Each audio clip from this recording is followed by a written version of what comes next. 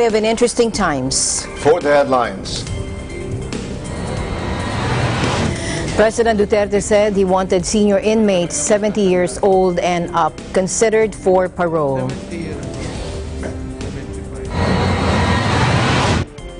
Prime Minister Benjamin Netanyahu and his main challenger Benny Gantz are deadlocked after an Israeli general election. Toxic haze from Indonesian forest fires closes thousands of schools across the country and in neighboring Malaysia, while air quality worsens over Singapore just days before the city's Formula One motor race.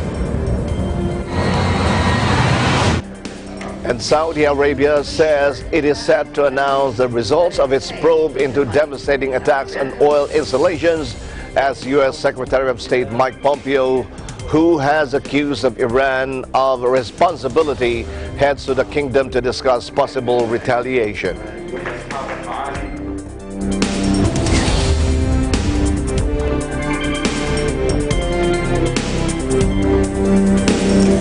I'm Alma Angeles, wherever you're watching from around the world. Thank you very much for joining us. We welcome our viewers here in the Philippines and around the world. Good evening, everyone. I'm Sam Cepeda. And now to the news.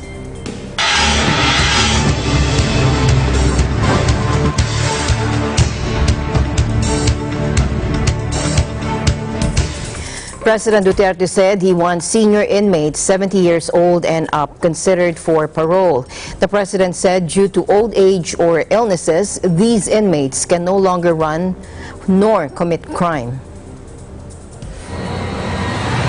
Yung mga sakit na at talagang matatanda na, ako mag-set ako, 70 years old or 75, 70. Hindi na marunong mag-hold up yan. Hindi na makatakbo yan. Wala na yan eh. Lalo na yung mga 80s. So what's the use of keeping them there? However, President Duterte also said prisoners who have stayed in jail for several decades would no longer want to get out. Yang lumabas na 30, 25 years, hindi na maghanap ng babae yan. They have acquired latent homosexuality. Wala na yan silang desire makipaghalikan ng babae. Hindi yan sila bakla, pero yun na ang buhay nila doon.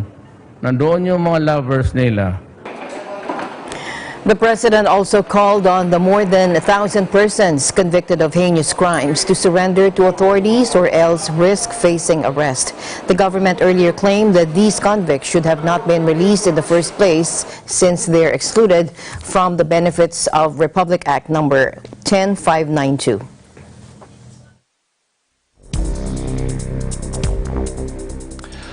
President Rodrigo Duterte offered to give 1 million pesos to anyone who could capture dead or alive heinous crime convicts freed under the Good Conduct Time Allowance Law. Sinabi ko, I will just set the timeline and then the 1 million prize is available to those who can capture them dead or alive, but maybe dead would be a better option. I will pay you smiling. Nearly 2,000 prisoners have been released over the last few years, including those convicted of heinous crimes who were found to be ineligible for a law that rewards good behavior with shorter jail time. The law went into effect in 2014, 2 years before Duterte was elected president. The premature releases had gone largely unremarked until news broke last month that a former politician convicted in the 1990s and sentenced to decades behind bars in a notorious rape and murder case was able or is about to get out early for good behavior. Earlier this month, President Duterte fired the prison's chief over the early releases, saying the records would show that there has been a wrong committed and maybe corruption. At least 400 ex-prisoners have surrendered over the past 2 weeks, according to police. Their cases will be reviewed by authorities with a view to returning them to prison. And in neighboring Malaysia Wednesday, while air quality worsened in Singapore. This was just days before the city's Formula One motor race. Illegal fires to clear land for agriculture are blazing out of control on Sumatra and Borneo Islands, with Jakarta depleting and have added to concerns about wildfire outbreaks worldwide, exacerbating global warming. On Wednesday, air quality deteriorated to very unhealthy levels on an official index in many parts of peninsular Malaysia to the east of Sumatra, with the Kuala Lumpur skyline shrouded by dense smog. Nearly 1,500 schools were closed across Malaysia due to the air pollution, with over 1 million pupils affected. This is according to the Education Ministry. The two worst affected states were Selangor outside Kuala Lumpur, where 538 schools were closed, and Sarawak on Borneo with 337 closures. Borneo Island is divided between Indonesia, Malaysia, and Brunei.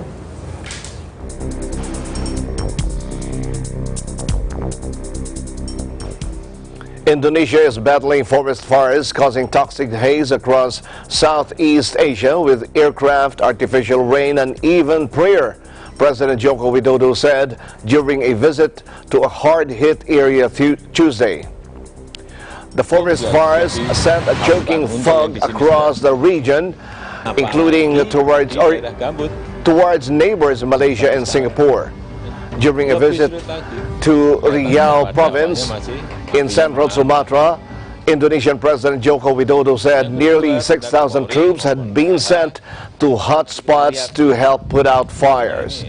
The toxic smoke caused by deliberate burning to clear land for plantations is an annual problem for Indonesia and its neighbors, but has been worsened this year by particularly dry weather.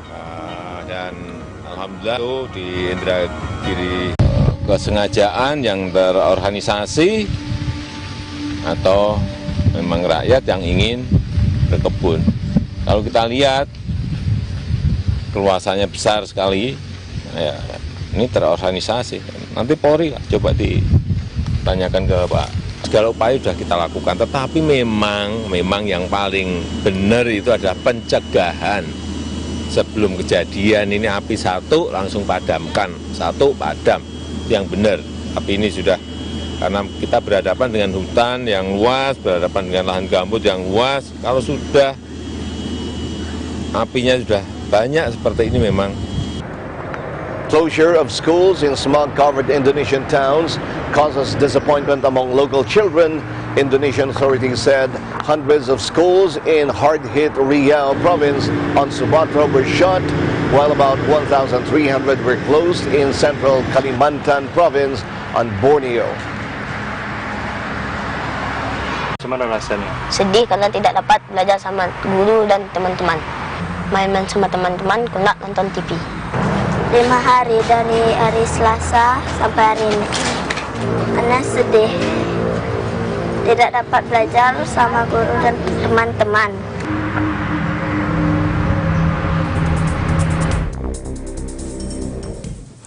Human Rights Watch accused Brazil's President Jair Bolsonaro of giving a green light to illegal loggers to destroy the Amazon and for failing to protect those defending the world's largest rainforest.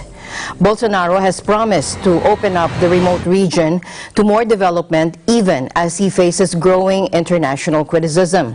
Official figures show Amazon deforestation nearly doubled in the first 8 months of this year, compared with the same period in 2018 to 6,404 square kilometers, more than twice the size of Luxembourg.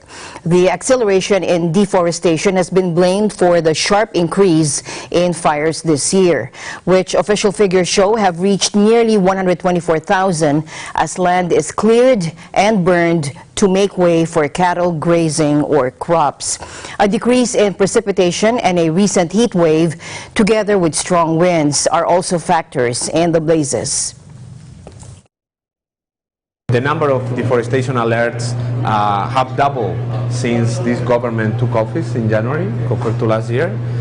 The Amazon is suffering the worst wave of fires in a decade, and that is clearly connected to lack of enforcement.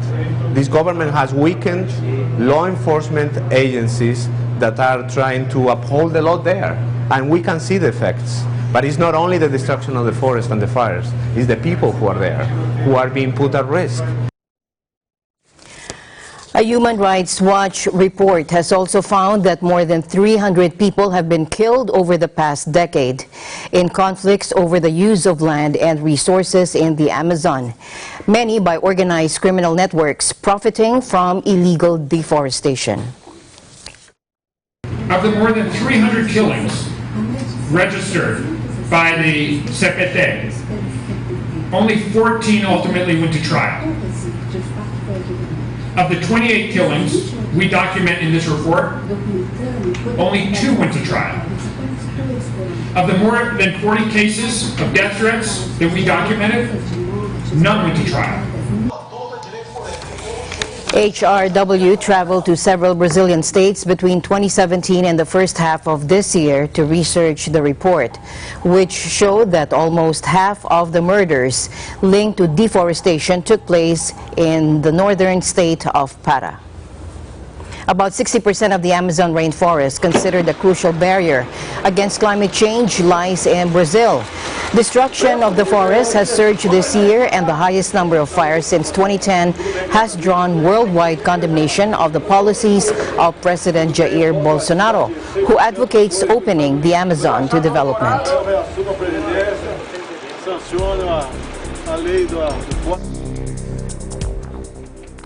Hurricane Humberto strengthened to a major Category 3 storm on Tuesday and was expected to pass near Bermuda, threatening it with dangerous waves and heavy rain, the U.S. National Hurricane Center said.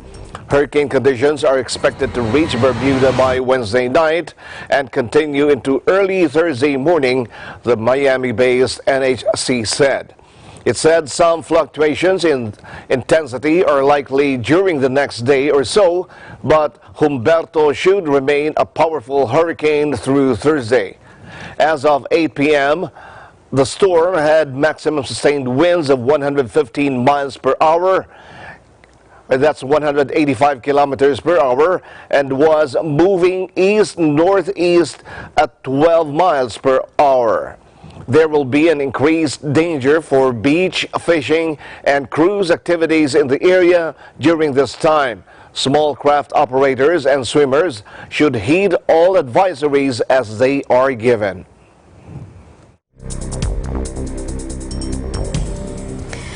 Former President Barack Obama met with teenage climate activist Greta Thunberg in Washington. The former U.S. president said on Tuesday, take a look. Now on Friday, Thunberg took part in a climate demonstration in front of the White House in Washington, and on September 20 will participate in a global climate strike in New York along with other protests around the world. The 44th President of the United States announced the Monday meeting via Twitter, hailing the 16-year-old as one of our planet's greatest advocates. The Obama Foundation released a video of the former president's meeting with Thunberg, who is visiting the U.S. after crossing the Atlantic in an emissions-free boat. Take a look. Greta, how are you? I'm good. It is very good to see you again. Very good to see you. Thank you so much for stopping by to say hello. Thank you for having me. Of course. Well, you're changing the world, so we're very excited to have you. How have you found so far the Friday strikes? How'd they go in New York and how'd they go in Washington? Very well. Yeah. Everyone is so nice, and all of these young people seem so eager, very enthusiastic, which is a very good thing. Yeah. And I mean, no one is too small to have an impact and change the world, so just do everything you can and be creative. You and me were a team, huh? Yes, we... Do you know about Fist bumping? Do you believe in fist bumping? You can do the boom. Huh? Good luck. Good luck, you too.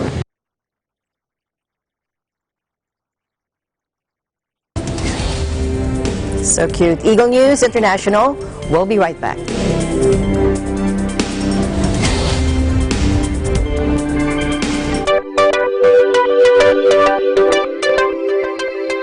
Watch your favorite Net 25 shows on OSN Channel 725, same day as the Philippines.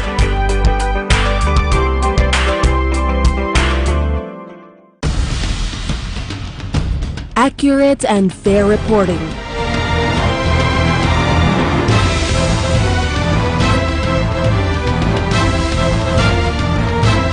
Not only from Batanes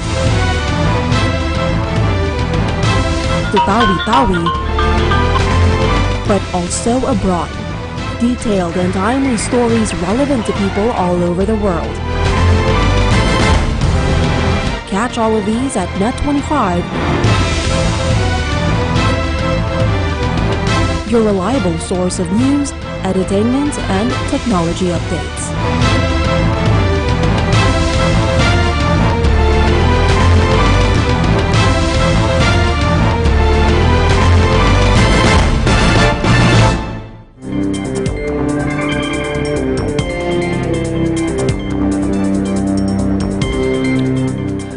Key activists from Hong Kong's pro-democracy movement appealed directly to U.S. lawmakers to exert pressure on Beijing. Take a look. Good morning. Today's hearing on Hong Kong. They warned that an erosion of the city's special status will embolden China's leaders around the world. In an appearance likely to infuriate Beijing, young people at the forefront of Hong Kong's mass protest testified before a congressional commission in support of U.S. legislation aimed at defending Hong Kongers' civil rights. The white terror and why all of us will describe Hong Kong is a Beijing should not have it both ways, grabbing all the economic benefit of Hong Kong's standing in the world, while erosion of our freedom. This is the most important reason why the Hong Kong Human Rights and Democracy Act enjoys the broad support of Hong Kong civil society. As I speak, Hong Kong is standing at a critical juncture. The stakes have never been higher. So important. He also said that Carrie Lam, Hong Kong's pro-Beijing chief executive, would take draconian measures that include shutting down the internet or the public transportation system. Wong warned that a baby born today would be 28 in 2047, the date when China's promise with colonial ruler Britain to allow one country, two systems expires. A child born today will not even have celebrated his or her 28th birthday by 2047, when the 50 years unchanged policy is set to expire. That deadline is closer to us than it appears.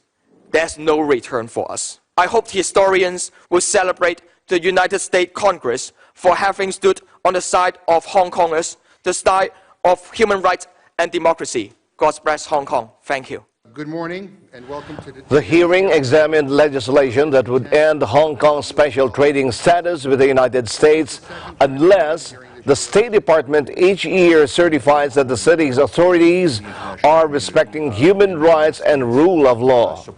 This is not a plea for so-called foreign interference nor for Hong Kong independence, but can to pop start. Said can to pop star Dennis Ho, whose music has been banned in mainland China for her activism. I therefore urge the U.S. Congress to stand by Hong Kong and most of all to pass the Hong Kong Human Rights and Democracy Act.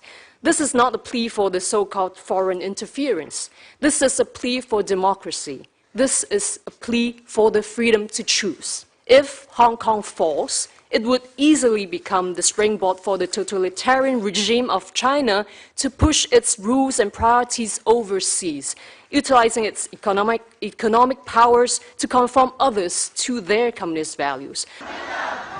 Hong Kong protesters have rallied outside the U.S. consulate in a bid to gain international support.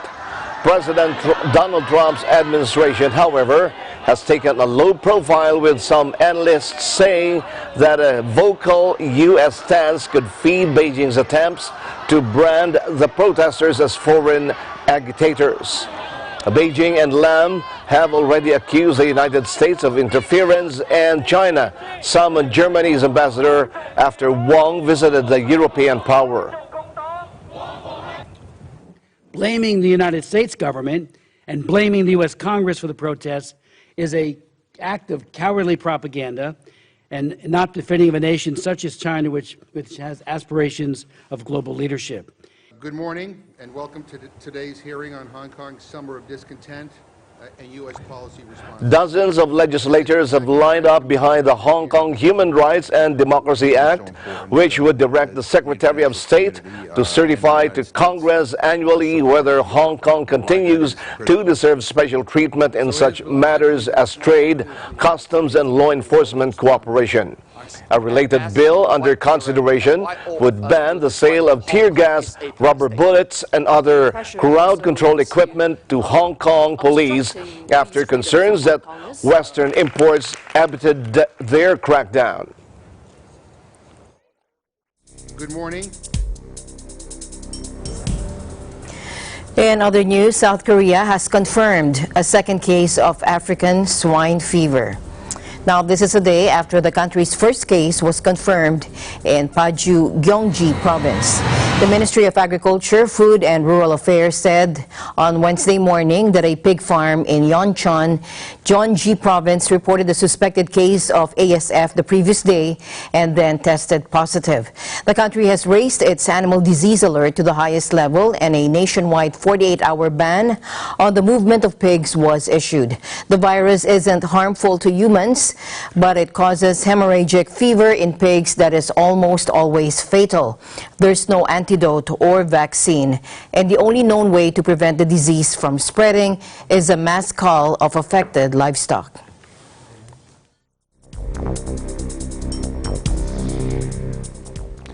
UN investigators called for an expert evaluation of whether Myanmar's civilian leader Aung San Suu Kyi can be legally implicated in the abuses committed against the country's Rohingya minority.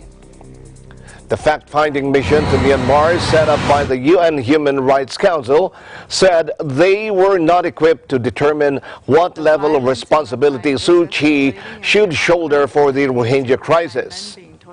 And dying in custody. It's probably the case that Mrs. Aung San Suu Kyi may not be knowledgeable of what took place in August, but the issue now is that subsequently there was no further addressing of this issue on her part, and so it will become a legal issue whether or not there's an element of culpability here. The fact-finding mission last year branded the army operation in August 2017 as genocide and called for the prosecution of top generals, including Army Chief Min Aung Hlaing. Some 740,000 Rohingya fled burning villages, bringing accounts of murder, rape, and torture over the border to sprawling refugee camps in Bangladesh, where survivors of previous waves of persecution already languished. And in a damning report published Monday, the investigators warned that the 600,000 Rohingyas still inside Myanmar's Rakhine state remain in deteriorating and deplorable conditions and continue to face a serious risk of genocide.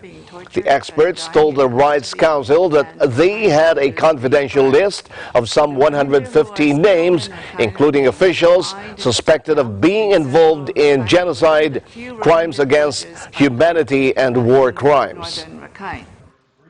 Violence in Rakhine is escalating, and there are credible reports of Rakhine men being tortured and dying in custody, and Rakhine villages being burned. The Rohingya who are still in Rakhine remain confined to camps in central Rakhine or within the few Rohingya villages are left in northern Rakhine. The context of Myanmar is severe and warrants continued and sustained international action. Comprehensive monitoring and public reporting remains warranted, and accountability must be brought about by the international community to bring about justice for victims. The high point in our previous report was, of course, the mentioning of the 6 generals who are still around. Some of them have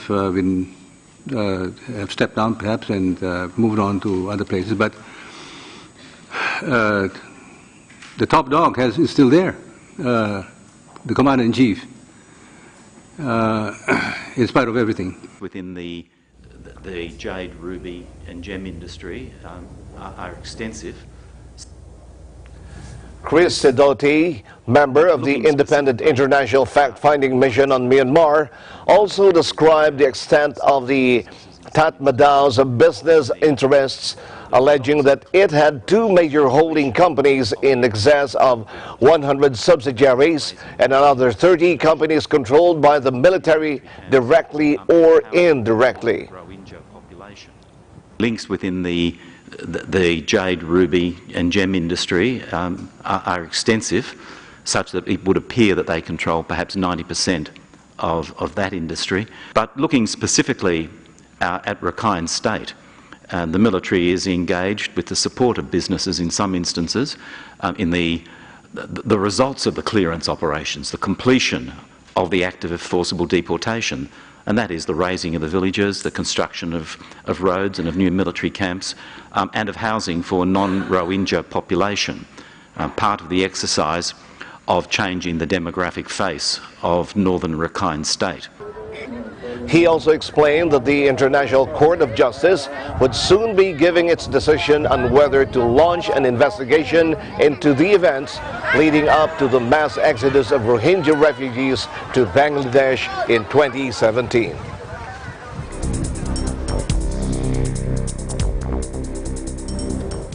Going now to Israel, Prime Minister Benjamin Netanyahu and his main challenger, Benny Gantz, were deadlocked Wednesday after an Israeli general election, reports said, raising the possibility of a unity government or even the end of the premier's long rule. Various Israeli media reported that Netanyahu's right-wing Likud and Gantz blue and white had 32 seats each of Parliament's 120, with more than 90% of the vote counted. The results gave no obvious path for either to form a majority coalition, raising the possibility of negotiations toward a unity government. If the results hold, it will be a major setback for Netanyahu, who hoped to form a right-wing coalition similar to his current one, as he faces the possibility of corruption charges in the weeks ahead. With a hoarse voice and appearing haggard after days of intense campaigning, Netanyahu spoke before supporters in the early hours of Wednesday and said he was prepared for negotiations to form a strong Zionist government. Take a look. הנשיא טראמפ אמר אתמול שאלה בחירות צמודות. אני יכול לאשר לכם הבוקר הן צמודות מאוד. אני קורא לכל אזרחי ישראל לבוא ולהצביע.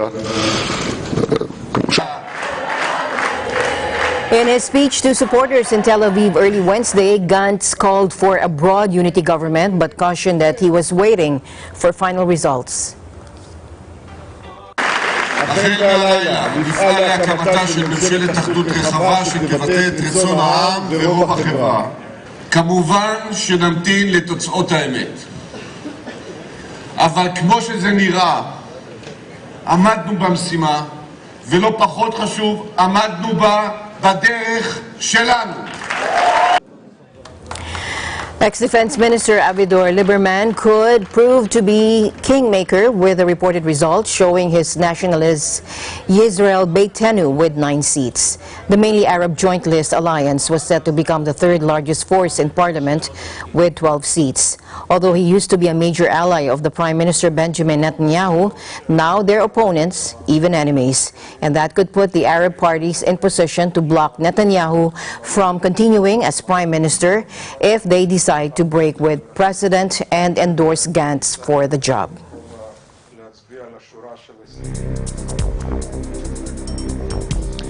A search and rescue helicopter rescues an Aussie bushwalker who had tumbled down a waterfall and snapped his leg in two. Take a look.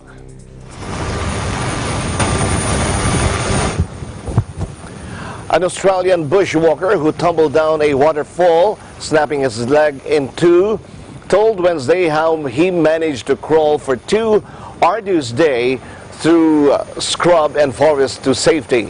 Neil Parker, 54, said his planned 3-hour hike northwest of Brisbane went horribly wrong Sunday when he slipped 6 meters down the waterfall, fracturing his leg and wrist.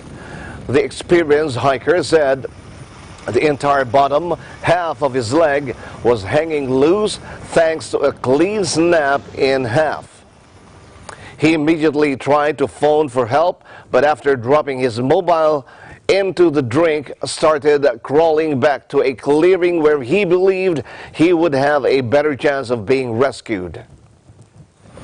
Straight away I thought, I'm now in a lot of trouble because no one knows where I am. I don't have a PLB, so personal location beacon, but that was 2 days of lifting my leg. I had a bandage around my elbow so I could use my elbow and just basically scrambling, lifting inch by inch. Well, it took me 40 minutes to walk up.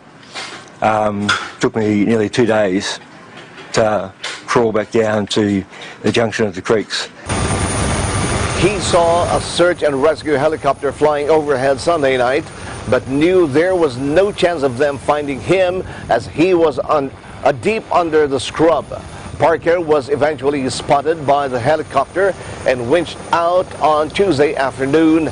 Parker, who founded a bushwalking club and has helped rescue other stranded hikers in the past, said knowledge had been instrumental to his survival, as he had set out well prepared with items such as bandages, a compass, and even a sleeping bag. But it was the thought of his family, including his estranged son, that pushed him to keep going during a mentally taxing experience.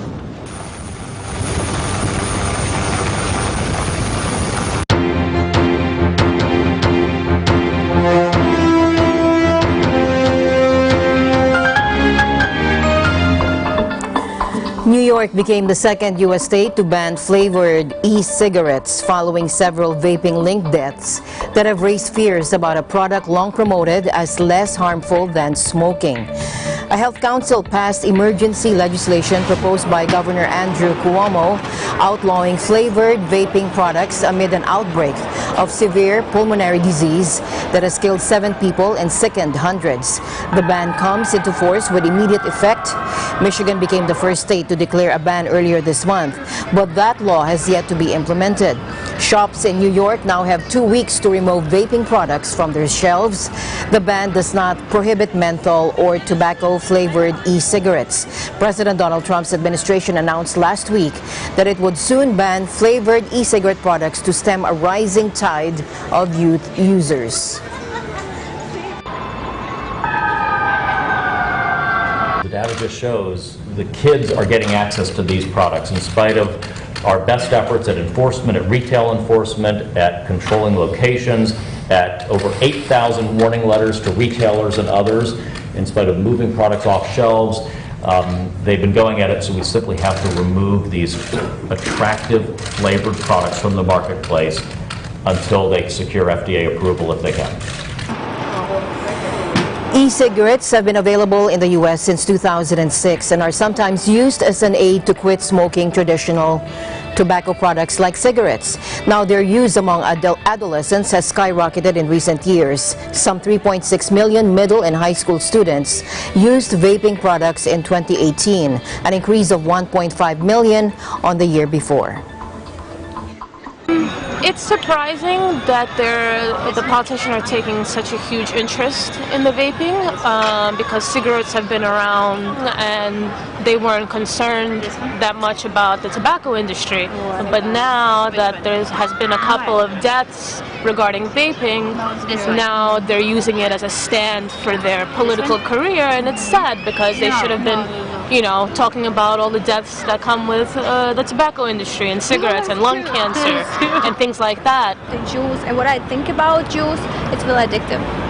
Because now you have a possibility to smoke everywhere. You can smoke in the bathroom, you're home, you're waking up, you have like reflection, oh, let me smoke because I can. So that's kind of like addictive in a sense more than cigarettes, that's what I think.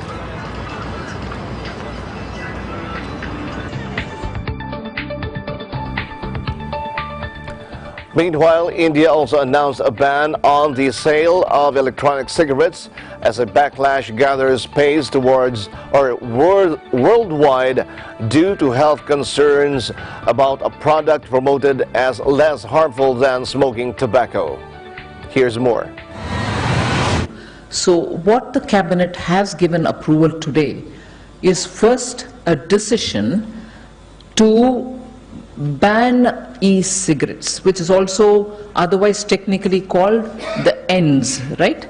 It is called the ENDS because it is electronic nicotine delivery system, ENDS. Now what does the ban mean? It means production, manufacturing, import, export, transport or sale or even distribution and storage and advertisement relating e-cigarettes are all banned. And therefore, this decision is taken keeping in mind the impact that e-cigarettes is having on the youth of today.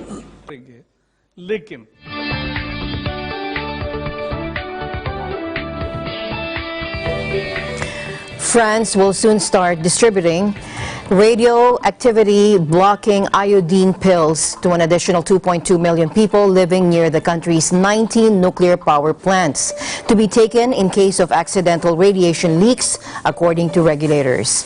The ASN Nuclear Safety Authority had announced in June an extension of the safety radius to 20 kilometers of each plant, up from 10 kilometers set in 2016, when some 375,000 households were prescribed the pills. The ASN said in a statement that if radioactive iodine is released into the environment, taking stable iodine is one of the most effective ways of protecting the thyroid. The thyroid, which produces hormones regulating the body's metabolism, is particularly at risk from cancer caused by exposure to radioactive iodine released in nuclear accidents. France gets the bulk of its electricity from nuclear generators.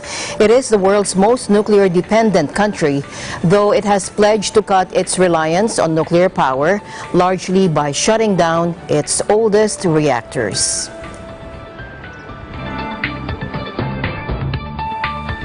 Spicy minced meat with basil, pad krapaus, is a staple of Thai cuisine, but Chef Songpol swears by his plant-based pork version as investors hope rising concerns about health and the environment create an opening for alternative protein in or meat-heavy cuisines in Southeast Asia. This is the famous Thai dish called pad krapao. A sprinkle of chili, some pinkish pork, and a few basil leaves tossed into a sizzling wok. Chef Songpol swears his vegan version of a punchy Thai favorite pad krapao is a match for the original, as plant-based protein creeps onto Southeast Asia's meat-heavy menus. It's made using omni meat, a concoction of peas, shiitake mushrooms, rice, and soy. The plant-based item of the omni meat is giving the very special taste and the texture. It's pretty much closer to the pork, I would say this way. And then the flavor, even better than the pork. But we can do the lab salad as well. It's a very nice one. If you can see from the colors, it has the real color texture, a little bit pink, the same like you have the fleshiness from the pork. Ooh.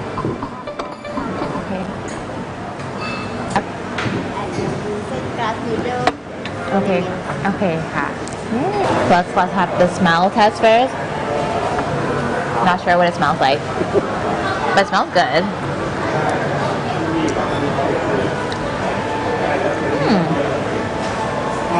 Okay.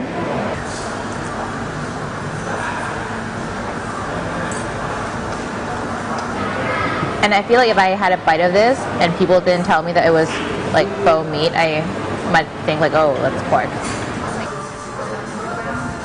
While there are many challenges, plant-based protein is creeping into Southeast Asian menus. Environmental, ethical, and health concerns are driving a plant-based boom. Global food producers are racing to dominate the all-protein sector. Barclays Bank estimates could be worth $140 billion in a decade.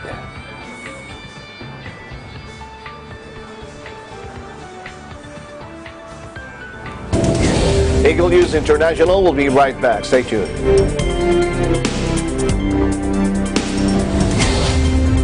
Tungkulin ng MTRCB ang mag-provide na appropriate ratings sa lahat ng TV shows.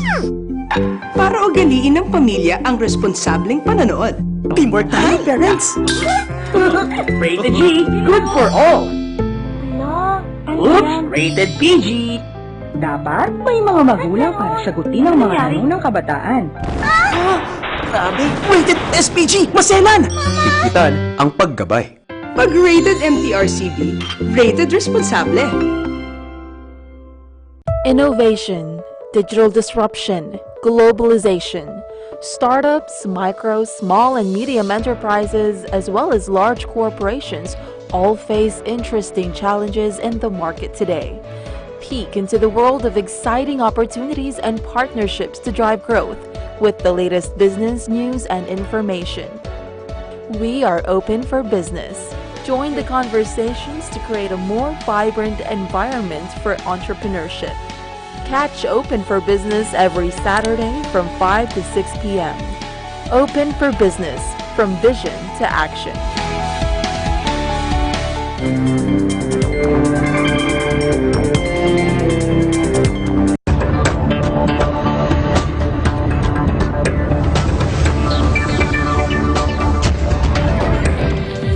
Saudi Arabia said Tuesday its oil output would be back to normal by the end of the month, with half the production lost in attacks on two key facilities already restored. Take a look.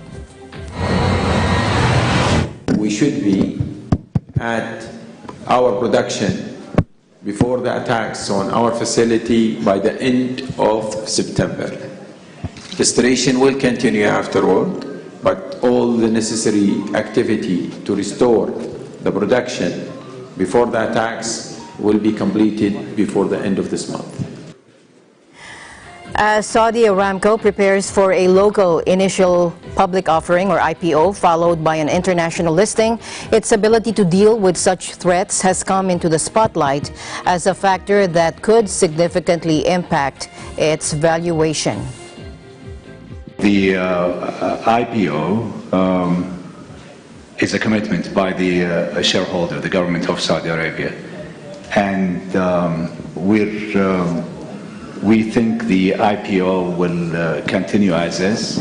We're not going to stop anything. This would make us even be firm when it comes to taking the company public. I would like to thank His Royal Highness. Iran has sent the United States a diplomatic note denying any role in the attacks on Saudi oil installations and warning it would respond to any action, state media said Wednesday. The formal memo sent on Monday through the Swiss embassy, which represents U.S. interests in Tehran, emphasized that Iran has not played any role in this attack. The official IRNA news agency said. It said Iran denies and condemns claims by U.S. President Donald Trump and Secretary of State Mike Pompeo that it was behind the attacks. The message was delivered on Monday afternoon. It reported after Trump said Iran was likely to have been behind the attacks on its regional arch-rival Saudi Arabia. Saturday's attacks on Saudi energy giant Aramco's Abqaiq processing plant and Qurai's oil field halved the kingdom's oil output.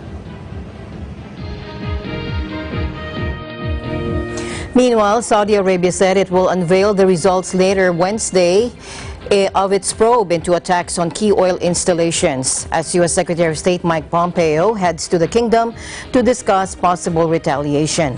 Riyadh, which is bogged down in a 5-year war against Tehran-aligned rebels in neighboring Yemen, has said that the weapons used were Iranian-made, but hasn't directly blamed its arch-rival.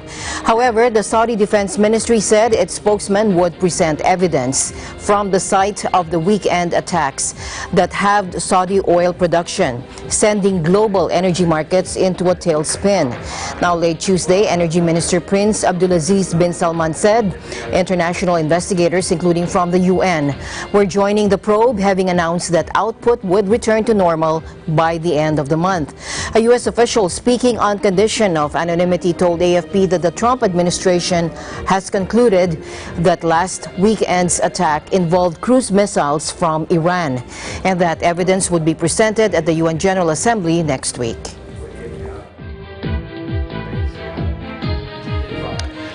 U.S. Secretary of State Mike Pompeo departed for Saudi Arabia Tuesday to discuss possible retaliation after Washington said it had proof that attacks on Saudi oil installations originated in Iran.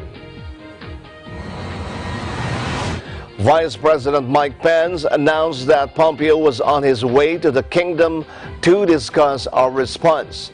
A U.S. official speaking on condition of anonymity told AFP that the Trump administration has concluded that last weekend's attack involved cruise missiles from Iran, and that evidence would be presented at the UN General Assembly next week. Yemen's Iranian-backed Houthi rebels claimed responsibility for Saturday's oil installation attacks, which halved output from the petrostate, a close ally of Washington. But a senior U.S. administration official cast doubt on that claim, saying that while the Houthis said they used 10 drones, one Saudi oil facility was hit at least 17 times, and another twice by precision-guided munitions. Additionally, the official said neither the type of drone nor the cruise missiles employed in the attack can reach the facilities from Yemen. It's not possible.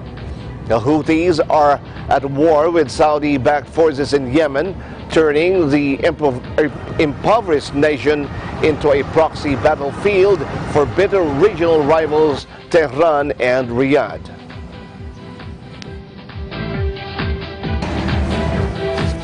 Going now to the Brexit crisis, British Prime Minister Boris Johnson skipped a joint media conference with his Luxembourg counterpart after holding Brexit talks with the European Commission chief that offered no breakthrough.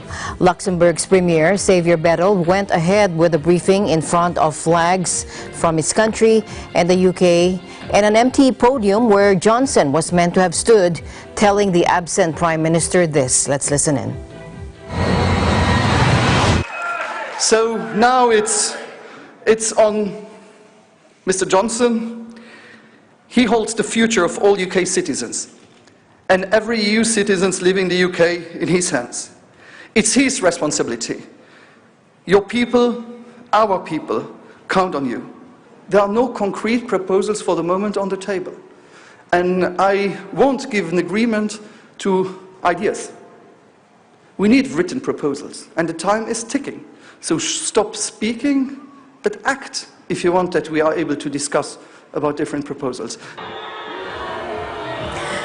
Bettel, who had a meeting with Johnson following the British leader's working lunch with European Commission President Jean-Claude Juncker in Luxembourg, was scathing about Johnson's efforts to rewrite a withdrawal agreement the UK had struck with the EU under his predecessor Theresa May.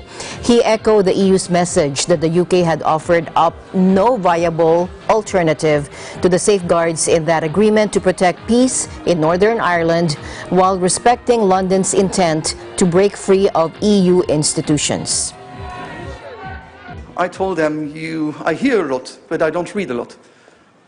If they want that we are able to discuss about anything, we need it on the written side. But for the moment, I just have one written deal. I repeat, this Brexit, it's not my choice. It's been a decision from a party, it was a decision from David Cameron to do it. They decide, I deeply regret it, but don't put the blame on us because now they don't know how to get out of this situation. They put themselves in. Of all UK citizens, and every EU citizen living in the UK. Meanwhile, the EU's chief Brexit negotiator Michel Barnier angrily told Brexit Party MPs or MEPs Wednesday that they will be held responsible for the negative fallout if Britain crashes out of the EU without a deal. Les citoyens britanniques, comme les autres citoyens européens, ont droit à la vérité sur les conséquences du Brexit. Toutes les conséquences, qui sont beaucoup plus graves, beaucoup plus nombreuses que vous voulez bien le dire. Vous devez cette vérité. Vous devrez rendre des comptes. Après le Brexit, vous devrez rendre des comptes aux citoyens. These consequences are much more serious, much more numerous than you want to say. After Brexit, you will be accountable to the citizens, he said, in remarks directed towards lawmakers from Britain's Brexit Party, including its leader Nigel Farage.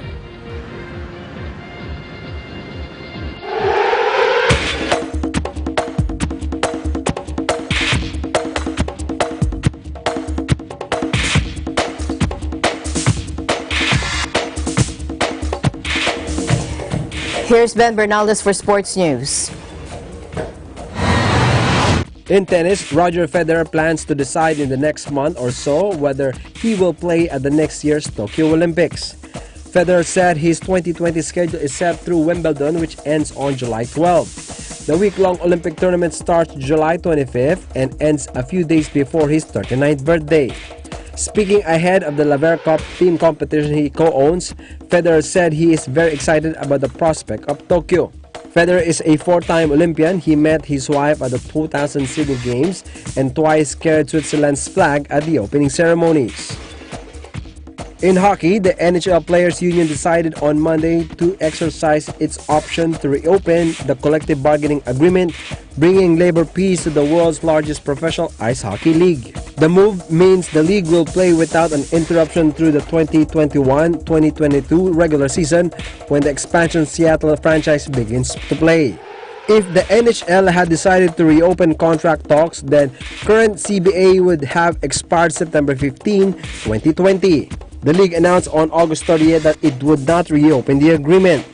The league's current collective bargaining agreement was ratified after the most recent lockout in 2013. Since then, the league has seen introduction of 31st team, the expansion Vegas Golden Knights, and the soon-to-be Seattle franchise, which doesn't have a name yet. The current NHL champions are the St. Louis Blues, who defeated the Boston Bruins in 7 games in the 2019 Stanley Cup Finals. Meanwhile, an American breast cancer survivor became the first person to swim across the English Channel 4 times non-stop in a 54-hour feat of endurance. Sarah Thomas, 37, an open water marathon swimmer from the U.S. state of Colorado, can be seen in a video posted on Facebook arriving at Dover on the southern English coast with a group of supporters cheering her on. And these are the stories for EN Sports. I'm Ben Bernaldez and I am 1 in 25. With the 2019 Rugby World Cup in Japan just around the corner, Canada hosted the United States in the final warm-up match at BC Place Stadium in Vancouver. Watch this. Canada hosted the United States in the final tune-up match ahead of the 2019 Rugby World Cup in Japan later this month. It was a hard-fought battle between the two nations, but it was USA who came out on top, defeating Canada 20-15. Canada were red hot coming out of the tunnel with 2 quick tries to start the match.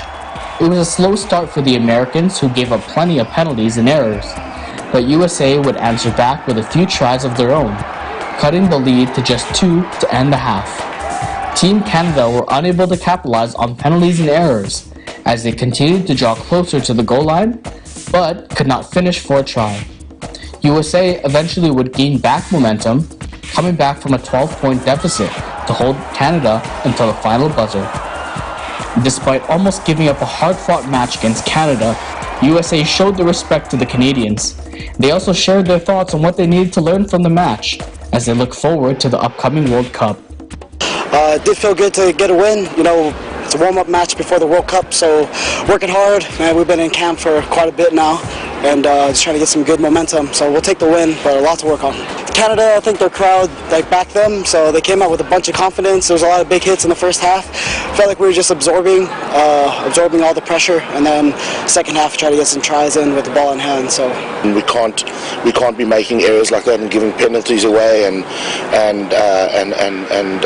giving teams like Canada field position where they can play and put us under pressure. And I think with respect, you know, in our pool, I think if we do that against the teams we're going to play against, it's going to be a very long night. So that's the lessons that we've got to learn out of tonight. It just seems that, you know, we get it right on occasions, and then we slip back into a comfort zone, and I suppose all teams do that, but yeah, we've got a lot of work to do. Canada showed their frustration after the loss, who as a nation have not beaten the United States since 2013. Despite the result, the Canadians were optimistic and mentioned the hard work that needs to be done in order to be successful. Yeah, really frustrating. We're probably going to be happy when we think back to 5 or 6 weeks ago when we played them and the improvements we made, but we're still not quite at the place we want to be, and we don't have much time, so it's going to have to be a couple weeks of hard work and get ourselves in the right spot to hopefully tip over Italy. Yeah, the message is pretty clear. We need 2 wins, and we need to have a hell of a game against South Africa and New Zealand just to make ourselves proud. So it's pretty clear messages. We're all on the same page. I think as a team you can tell that our preparation has been a lot better than it was for that first US game a month or so ago. You know, we're getting better each week, but it is just those little things that we need to improve on to make sure we go from second place to first place. The pre-World Cup schedule for both nations come to a close as they will travel to Japan for the 2019 Rugby World Cup later this month. USA will compete in Pool C together with Tonga, Argentina, France, and England. The 21st ranked Canadians will have a much difficult road ahead as they compete in Pool B that features powerhouses South Africa and the New Zealand All Blacks. Anthony Sevilla, Eagle News, 1 with 25. Thank you, Anthony. Thank you, Anthony. Don't forget to like us on Facebook, follow us on Twitter and Tumblr. Also check out our boards and Pinterest and pictures on Instagram. I'm Sam Cepeda. Thanks for joining us. I'm Alma Angeles, and we're 1 with 25.